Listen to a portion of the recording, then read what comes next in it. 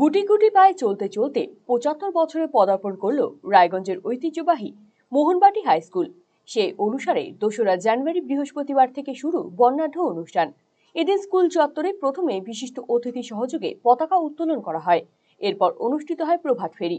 School থেকে বেরিয়ে এই যাত্রা গোটা শহর পরিক্রমা করে। এরপর শুরু হয় প্রদর্শনী।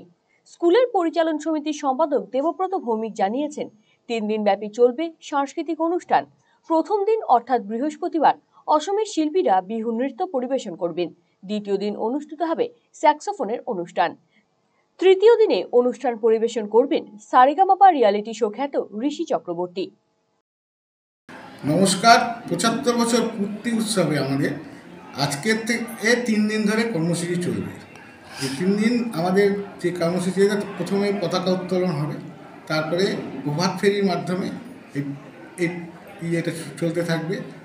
তারপরে এক্সিবিশন আছে, আর সন্ধ্যাকালীন যে সাংস্কৃতিক অনুষ্ঠান হবে 3 দিন ধরে চলবে। বাইরে থেকে আমাদের শিল্পীরা আসছে। আজকে আমাদের বিহু ড্যান্স আছে, আসাম থেকে আসছে। কালকেও প্রোগ্রাম আছে, স্যাক্সোফোন চলবে। আর পরশুদিন আমাদের কলকাতা থেকে সারেগামাপার ঋষি চক্রবর্তী আসছে। এই 3 দিন ধরে আমাদের টোটাল প্রোগ্রাম চলবে। এই অনুষ্ঠানে উৎসাহের সাথে সামিল হয়েছিলেন স্কুলের প্রাক্তন ছাত্ররাও। তারা পুরনো দিনে স্মৃতিচারণা করলেন।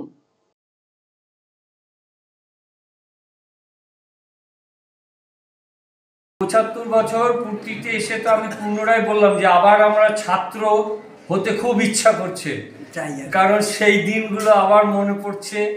এবং যারা এখন আমাদের ছাত্রছাত্রী তারা তো সবই আমাদের নাতি নাতনির সমতুল্য।